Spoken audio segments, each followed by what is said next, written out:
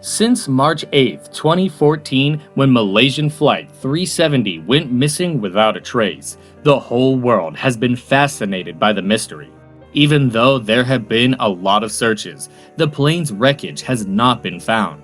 This has left a lot of ideas, speculations, and unanswered questions. Did it fall into the Indian Ocean? Could it have been a mistake with the technology? As time goes on, the mystery gets bigger. In this video, we will try to figure out what really happened to Malaysian Flight 370. We'll look at the proof, sort through the rumors, and try to answer the big question: what happened? On March 8, 2014, flight attendants prepared for takeoff, with Captain Zahari Ahmad Shah confirming the plane's readiness for takeoff. The plane goes missing at an altitude of 35,000 feet, and radar stations pick up Flight 370 signal. In the next few hours, strange things start happening on Flight 370, and it is unclear whether one of the pilots turned off the ACAR system or if none of them did it. At 1:19 a.m., Flight 370 crosses into Vietnamese airspace over the South China Sea, and its transponder flips off, leaving the plane as an unknown blip on radar. Traffic screeners scan their radar screens and see dots of little dots, but no one catches number I, which has no flight number and does not keep any relevant data.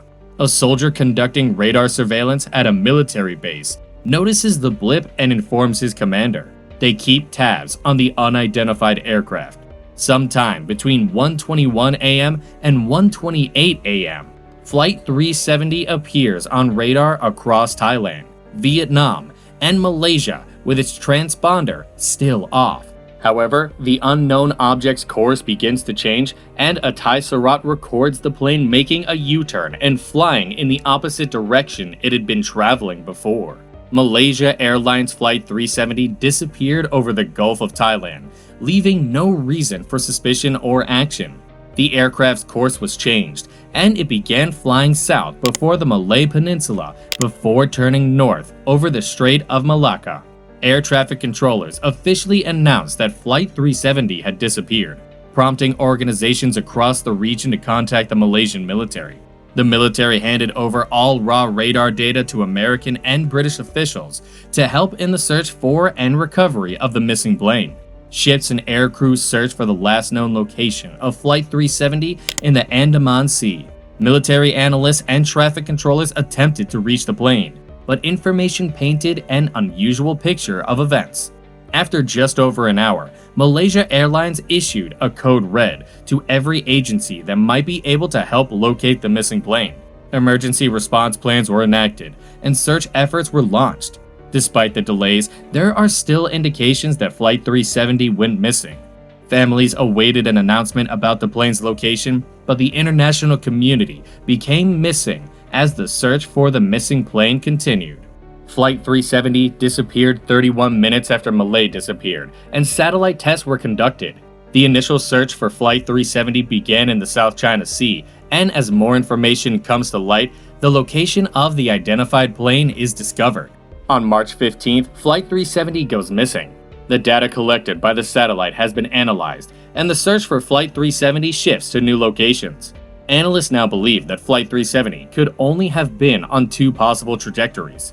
A series of searches are launched into the Indian Ocean, Southeast Asia, Western China, and Central Asia, following the Northern Arc. Malaysian Prime Minister Najib Razak announces that it is unlikely that anyone aboard the plane could still be alive.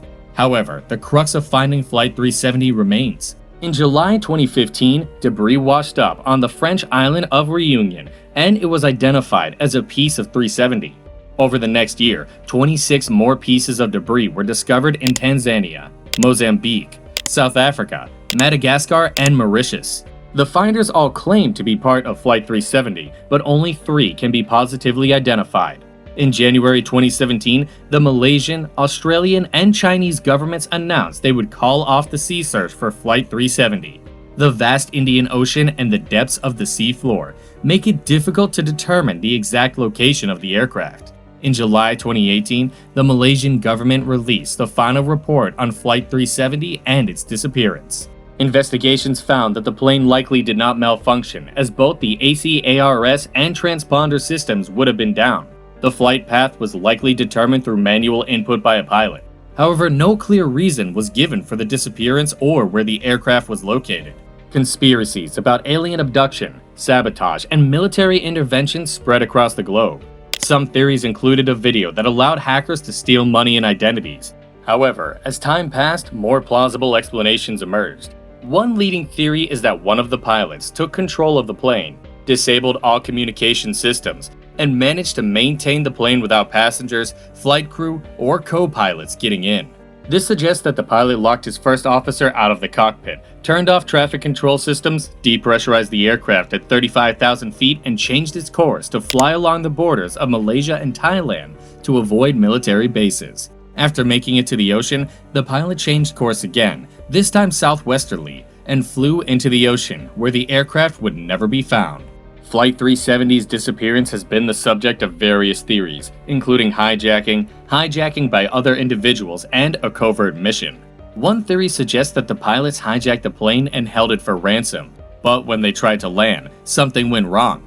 However, this theory is flawed due to the lack of communication between flight control and Malaysia Airlines, and the pilot's lack of financial stress or changes in behavior. Some theories suggest that 2 Iranian men with stolen passports were responsible, but further investigation showed that they were illegal immigrants. Another theory suggests that the capture of Flight 370 was a trick to make people think it was a terrorist act. Russia was taking over Crimea at the same time, and the search for the lost plane was covered 24/7. Some believe that Russian agents or hired mercenaries carried out a covert mission to steal Flight 370 and keep people from paying attention to the situation in Crimea. In 2023, the most likely thing that happened to Flight 370 was that one of the pilots took control and flew it into the Indian Ocean, where it broke up and sank to the bottom of the sea. Finding the fuselage would be a challenge, and the search for the plane's wreckage will remain a mystery until more concrete evidence is found. The world is still trying to figure out what happened to Malaysian Flight 370. Even though there have been a lot of searches, no one knows what happened to the plane. What caused it to go away?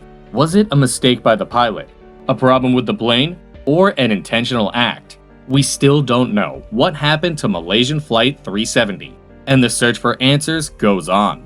That's it for today. Don't forget to click the bell icon and subscribe to our channel so you never miss a new video. Thanks for watching.